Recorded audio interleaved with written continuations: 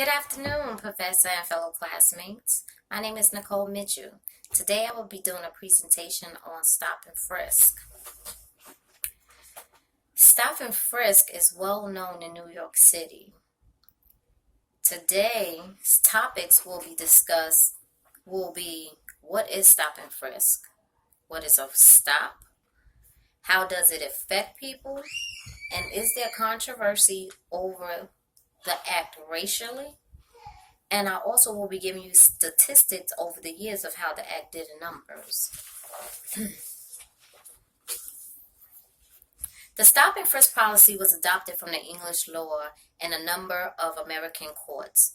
In accordance with English common law, without statutory provisions, a police officer has the power to stop, question, and frisk suspects given reasonable circumstances. Based on a standard that holds less than probable cause, the power is granted upon the standard of reasonable suspicion. It is a question of circumstances of each individual case that determines whether reasonable detention and investigation is validated.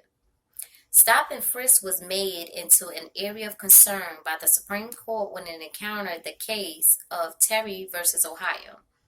While frisks were arguably illegal until then, a police officer could search only someone who had been arrested, unless a search warrant had been obtained.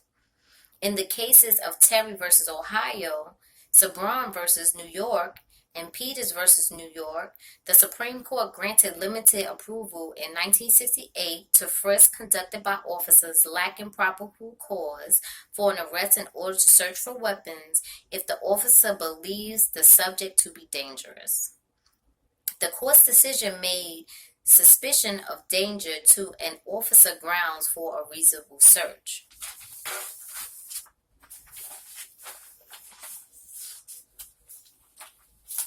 The NYPD is using the stop and frisk policy as an excuse to put their racial agenda ahead of public safety. Out of the 2.3 million blacks stopped between 2004 and 2012, the Center for Constitutional Rights reported that 16,000 were seized at a rate of 143 stops per seizure. The stopping of Hispanics led to 99 stops per seizure, while every 27 stops of Caucasians led to seizure of an illicit good. The rate which white people were found with something illegal was roughly 5 times more than the search of blacks. By unfairly targeting minorities, officers are pulling their attention away from suspects who actually have foul intentions. The Stop and Frisk program has come into attack by the Community Safety Act, a bill with the intent to increase the oversight of the NYPD and end the racial profiling. Judge Scherer of Federal District Court in New York upheld the bedrock principle of individual liberty on Monday when she ruled that the tactics underlying New York City Stop and Frisk program violated the constitutional rights of minority citizens. She found that officers illegally detaining and frisking minority residents on the streets over many years. Judge Shadeen was clearly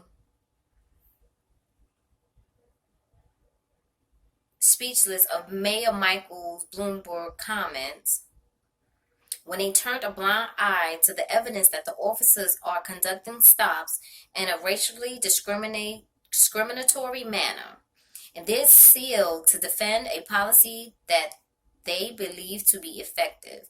They have willingly ignored overwhelming proof that the policy of singling out the right of people is racially discriminatory and therefore violates the United States Constitution.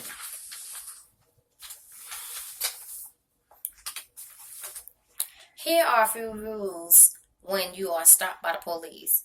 Every time a police officer stops a person in NYC, the officer is supposed to fill out a form recording the details of the stop. The forms were filled out by hand, manually entered into an NYPD database until the year 2017, which is this year. When the forms became electronic, there are two ways the NYPD reports this stop and frisk data. A paper report released quarterly and an electronic database released annually. The paper reports, which the NYCLU releases every 3 months, include data on stops, arrests, and summonses. The data are broken down by precinct of the stop and race and gender of the person stopped. The paper reports provide a basic snapshot on stop and frisk activity by precinct and are available here. The electronic database includes nearly all of the data recorded by the police officer after a stop.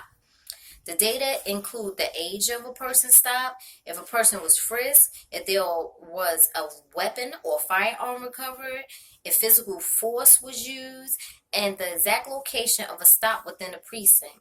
Having the electronic database allows researchers to look into greater detail at what happened during the stop. Below are CSV files containing data from the 2012 electronic database. A record of 680